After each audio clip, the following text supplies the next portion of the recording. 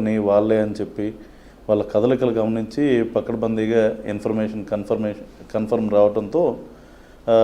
అయి రావడంతో మేము చేసిన ఆపరేషన్ ఈరోజు. ముఖ్యంగా ఈరోజు చూసుకుంటే ఇది అర్బన్ ఏరియాలో జరిగింది కాబట్టి we did it along with octopus వాళ్ళతో కలిసి ఈరోజు ఇది చేయడం జరిగింది. లోకల్ కృష్ణా జిల్లా పోలీసులు మరియు ఆక్టోపస్ సంయుక్తంగా చేయడం జరిగింది. మన ఆక్టోపస్ చాలా పవర్ఫుల్ వింగ్ అండి, అందులో డౌటే లేదు. For so many years they are doing their job very efficiently. అయితే ఇక్కడ పాయింట్ ఏంటంటే వీళ్ళు అక్కడ ఎప్పటి నుంచి ఉంటున్నారు అనే దాని మీద మీరు ఒక కంక్లూజన్కి వచ్చి ఉంటారు కదా, ఏ పర్పస్లో ఉంటున్నారు, ఎప్పటి నుంచి ఉంటున్నారు? అది డ్యూరేషన్ ఆఫ్ సర్వేలెన్స్ అన్నది that is a bit confidential అండి. I cannot comment on how many days we have kept our wings have kept them under surveillance అన్నది. But one thing I'm sure they are here for a bit of considerable duration. ఎందుకంటే వాళ్ళు ఇక్కడ ఉండి ప్రాపర్గా ఒక comfortable position చూసుకుని అక్కడ అంతమంది ఉంటున్నారు అంటే డెఫినెట్లీ వాళ్ళు కొంత కంఫర్ట్ పొజిషన్ కింద ఎస్టాబ్లిష్ చేసుకోకపోతే for a certain amount of time వాళ్ళు ఉండలేరు అన్నది దట్స్ ఎ ఫ్యాక్ట్. అయితే ఏంటంటే ఇదే ప్రదేశం ఎందుకు ఎంచుకున్నారు అన్నది that's the main question for us. అయితే అది గమనిస్తే మెయిన్లీ మనకు వచ్చేసి this is urban area, mostly industrialized area. దీంట్లో చాలా ఇండస్ట్రీస్ ఉంటాయి.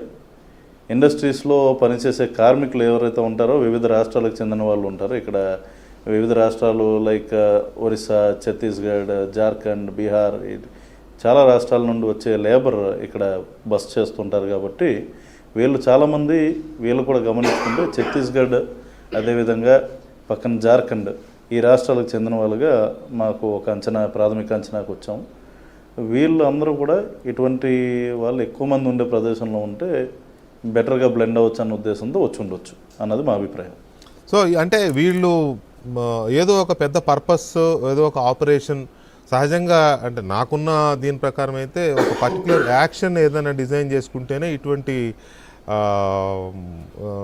రెక్కి అనండి ఇంకోటి కానీ జరుగుతుంది.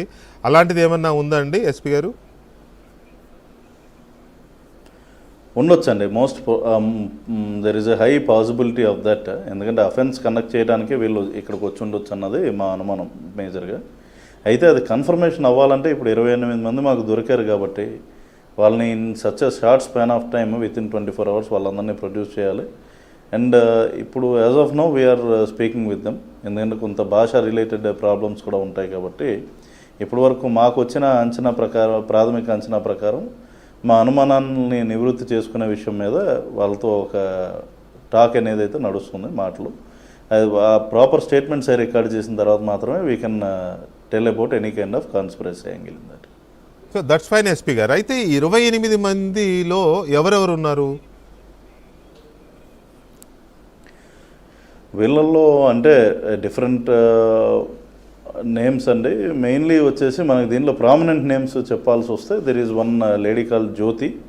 ఆమె వచ్చేసి ఎవరైతే ఈ తిప్పిరి తిరుపతి అలియాస్ దేవ్జీ ఎవరైతే సెంట్రల్ కమిటీ సెక్రటరీ ఎవరైతే ఉన్నారో మావోయిస్టుల యొక్క అగ్రనేత, అతనికి సంబంధించిన క్లోజ్ ప్రొటెక్షన్ టీమ్ హెడ్ చేసే ఈ జ్యోతి అనే అమ్మాయి దీంట్లో ఉందన్న విషయం మనకి తెలుస్తుంది.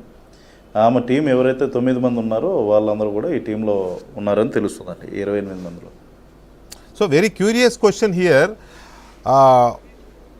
ఇప్పుడు తిరుపతి అలియాస్ దేవ్జీ ఆయన బాడీ గార్డ్స్ మొత్తం ఇక్కడ ఉన్నారు.